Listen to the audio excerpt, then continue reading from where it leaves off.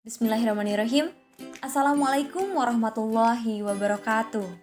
Perkenalkan, saya Elvia Hani Marlina dari Administrasi Pendidikan 2018 dengan NIM 1805437. Di sini akan sedikit mengulas dan membahas mengenai individu dalam organisasi sebagai tugas pemenuhan refleksi bab 4 buku Perilaku Organisasi dalam Pendidikan karya Dr. Cepi Triatna MPD. Selamat menyimak. Yang pertama, saya akan membahas mengenai persepsi dan pengaruhnya terhadap perilaku individu.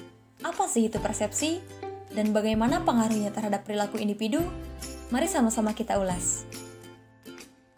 Mari kita awali dengan pertanyaan mendasar mengenai apa itu persepsi. Menurut Kamus Besar Bahasa Indonesia, persepsi berarti tanggapan atau penerimaan langsung dari sesuatu. Berarti dapat dikatakan bahwa persepsi ini merupakan respon. Tapi di sisi lain, persepsi juga merupakan proses seseorang mengetahui beberapa hal melalui panca inderanya. Dapat dikatakan juga bahwa persepsi ini merupakan suatu pandangan. Lalu, pengertian yang saya tulis di sini adalah persepsi merupakan suatu proses yang terjadi dalam diri individu ketika menanggapi lingkungannya melalui proses pemikiran dan perasaan yang kemudian menjadi dasar pertimbangan perilakunya. Ternyata, setelah mendapatkan pandangan, seorang individu dapat menerjemahkannya ke dalam perilaku, yaitu dapat kita artikan sebagai persepsi itu sendiri.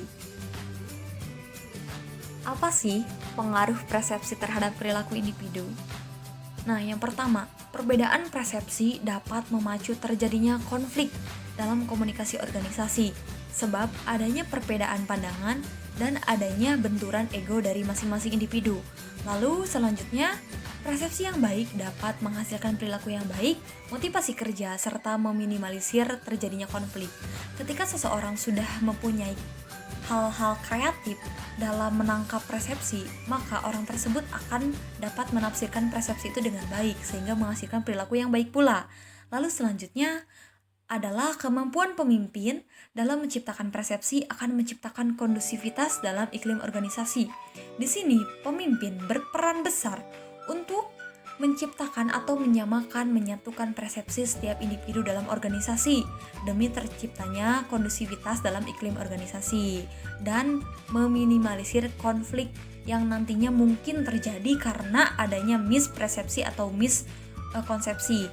Nah, selanjutnya, persepsi akan mendorong individu dalam menyampaikan atau melaksanakan kepentingan pribadi atau organisasi. Ketika seorang individu telah berpersepsi, dia akan menerjemahkan tugas organisasi ke dalam bentuk tanggung jawab yang serta-merta akan dia laksanakan sebagai kepentingan pribadinya dan dalam rangka mencapai kepentingan organisasi. Bahasan selanjutnya, kita akan mengulas mengenai perbedaan individu dalam organisasi serta perbedaan pengaruhnya terhadap perilaku suatu kelompok.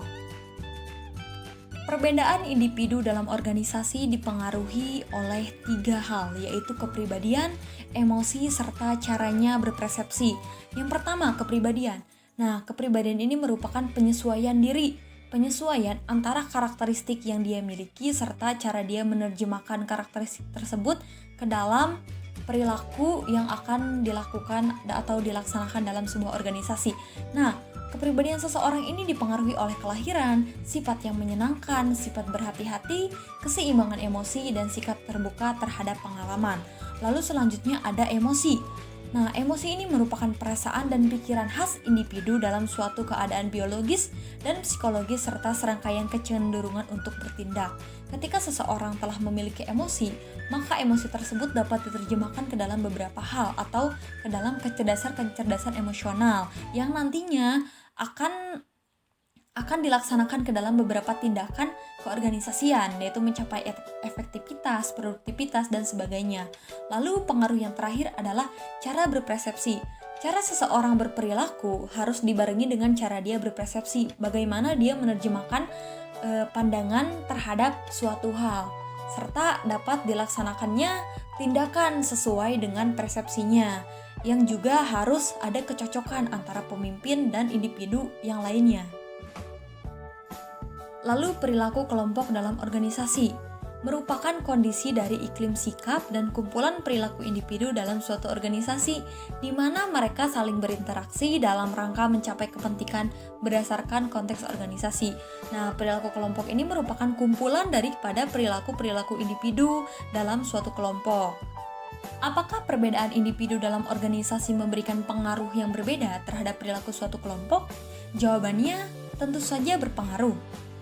Nah, pertimbangan yang pertama yaitu setiap kelompok mempunyai seorang pemimpin, di mana pemimpin inilah yang akan mengendalikan perilaku individu tersebut sehingga dapat disatukan dalam satu perilaku kelompok. Nah, yang kedua, setiap kelompok mempunyai persepsi. Karena memang setiap orang mempunyai persepsi yang berbeda-beda, maka dari itu setiap kelompok pun akan disatukan dengan persepsi yang berbeda pula dibandingkannya dengan kelompok yang lain. Lalu, organisasi merupakan lingkungan tempat individu berinteraksi, di mana ini menunjukkan bahwa adanya perbedaan perilaku dalam individu yang nantinya akan berpengaruh terhadap perilaku kelompok, entah itu dalam hal pencapaian tugas, pencapaian efektivitas kerja organisasi dalam suatu kelompok, dan sebagainya. Lalu, perilaku individu ini akan diikat dalam hierarki wewenang, tugas, dan tanggung jawab yang nantinya akan memberikan totalitas dalam pekerjaan di suatu kelompok tersebut. Lalu, ada pendekatan untuk memahami perilaku individu. Yang pertama ada pendekatan kognitif, pendekatan reinforcement, dan pendekatan psikoanalitis. Pendekatan kognitif. Pendekatan ini menekankan kepada pemahaman terhadap perilaku seseorang pada sifat mental internal, yaitu berpikir dan menimbang. Dalam pendekatan ini, pengetahuan dan pengalaman individu merupakan proses mental yang disempurnakan dengan struktur kognitif yang ada.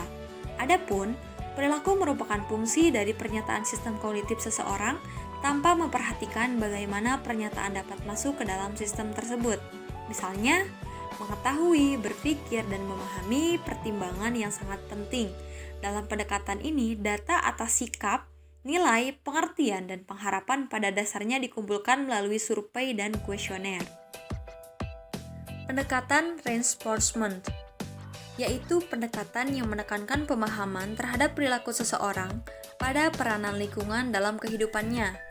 Di sini, lingkungan dipandang sebagai suatu sumber yang dapat menghasilkan dan memperkuat respon perilaku. Pendekatan reinforcement menyatakan bahwa perilaku ditentukan oleh lingkungan, baik sebelum terjadinya perilaku maupun sebagai hasil dari perilaku. Teori reinforcement bersifat historis.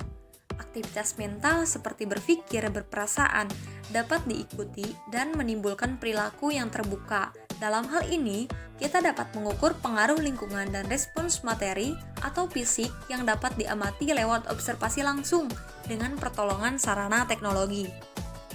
Yang terakhir adalah pendekatan psikoanalitis. Pendekatan ini menekankan pada peranan sistem personalitas dalam menentukan suatu perilaku. Dalam pendekatan ini, keinginan dan harapan dihasilkan dalam ide dan kemudian diproses, dikerjakan oleh masing-masing individu. Sifat individu diturunkan berdasarkan ketentuan interaksi dan pengembangan masa lalu. Dalam hal ini, hampir sebagian besar aktivitas mental bersifat tidak sadar. Aktivitas ini muncul dari sifat yang ada dalam diri individu secara luas, dapat menentukan perilaku. Pendekatan ini menggunakan data ekspresi dan keinginan-keinginan, harapan dan bukti penekanan dari keinginan tersebut lewat analisis mimpi, asosiasi bebas, dan teknik proyektif. Selanjutnya adalah multiple intelligence, merupakan kecerdasan ganda yang dimiliki seorang individu. Contoh, seorang karyawan memiliki kemampuan yang baik dalam linguistik, ternyata memiliki kecerdasan intrapersonal yang baik pula. Dalam hal ini, seorang pemimpin perlu mengadakan analisis terhadap kecerdasan karyawannya dalam hal pengaruh perilaku individu dalam organisasinya, yaitu meningkatkan produktivitas kinerja karyawan, mencapai efisiensi dan efektivitas pencapaian tujuan, membawa organisasi pada inovasi-inovasi terbaik. Mungkin ulasan saya mengenai individu dalam organisasi ini sekian dulu ya. Sampai jumpa lagi di materi selanjutnya. Mohon maaf apabila banyak kekurangan. Wabillahi taufiq wa hidayah. Wassalamualaikum warahmatullahi wabarakatuh.